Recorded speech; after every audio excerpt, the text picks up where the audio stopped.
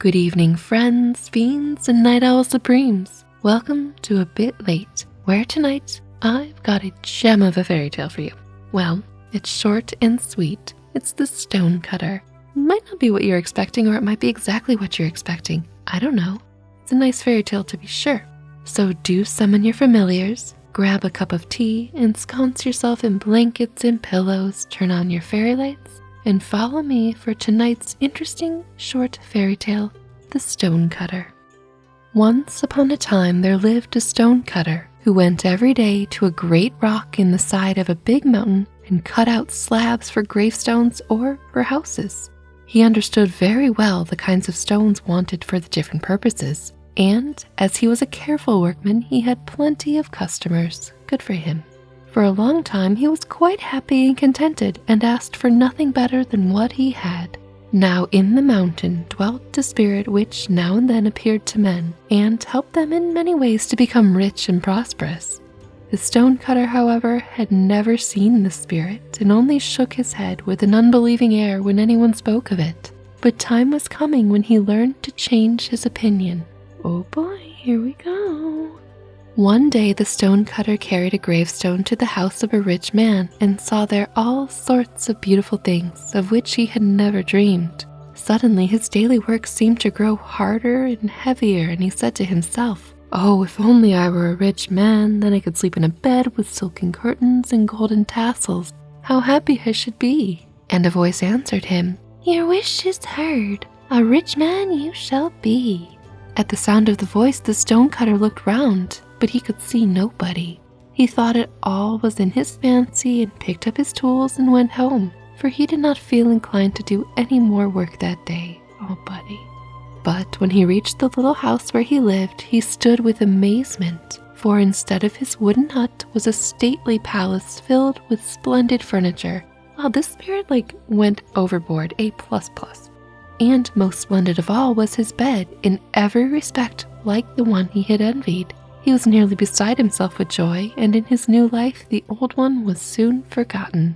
It was now the beginning of summer, and each day the sun blazed more fiercely. One morning the heat was so great that the stonecutter could scarcely breathe, and he determined he would stay at home till the evening. He was rather dull, oh buddy, for he had never learned how to amuse himself, and was peeping through the closed blinds to see what was going on in the street, when a little carriage passed by, drawn by servants dressed in blue and silver. In the carriage sat a prince, and over his head a golden umbrella was held to protect him from the sun's rays. "Oh, if only I were a prince," the stonecutter said to himself as the carriage vanished round the corner. "Oh, if I were only a prince, I could go into such a carriage and have a golden umbrella held over me. How happy I should be." You don't need to be a prince to have a fancy umbrella, though. That's the least princely thing I think of when I think of a prince or royalty. Oh, a fancy umbrella, got it. Well, now I will, though. Anyway, and the voice of the mountain spirit answered, "Your wish is heard. A prince you shall be." And a prince he was. Before his carriage rode one company of men, and another behind it. Servants dressed in scarlet and gold bore him along. The coveted umbrella was held over his head. Everything heart could desire was his, but it was not yet enough. Of course it's not, it's never enough.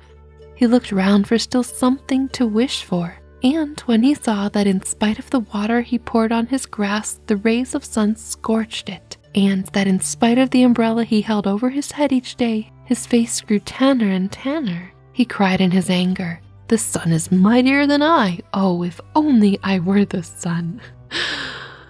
Oh, I didn't expect this. And the mountain spirit answered, "Your wish is heard. The sun you shall be." And the sun he was. Good for him.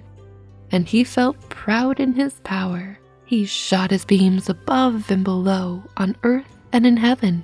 He burnt up the grass in the field and scorched the faces of princes as well as of the poorer folk. But in short time he began to grow tired of his might, for there seemed to be nothing left for him to do.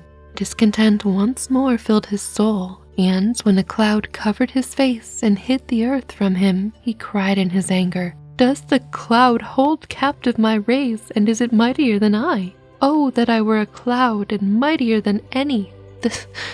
Just saying, that doesn't seem like a smart move, man, but okay. And the mountain spirit answered, "Your wish is heard, a cloud you shall be." And a cloud he was, and lay between the sun and earth until, he dissipated? Is he vapor? Is he constantly on call? Because clouds aren't always around, right? Overthinking Fairy Tales 101, what we do here. He caught the sun's beams and held them, and to his joy the earth grew green again and the flowers blossomed.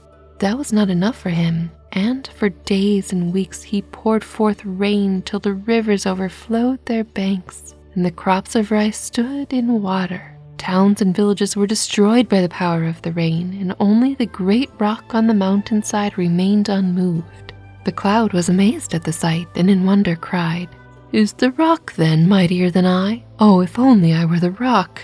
And the mountain spirit answered, "Your wish is heard, the rock you shall be." And the rock he was, and gloried in his power. Proudly he stood, and neither the heat of the sun nor the force of the rain could move him.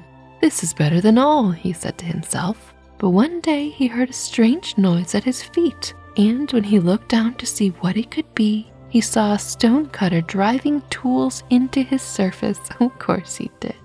Even when he looked, a trembling feeling ran all through him, and a great block broke off and fell upon the ground. Then he cried in his wrath, "Is a mere child of earth mightier than a rock? Oh, if only I were a man!"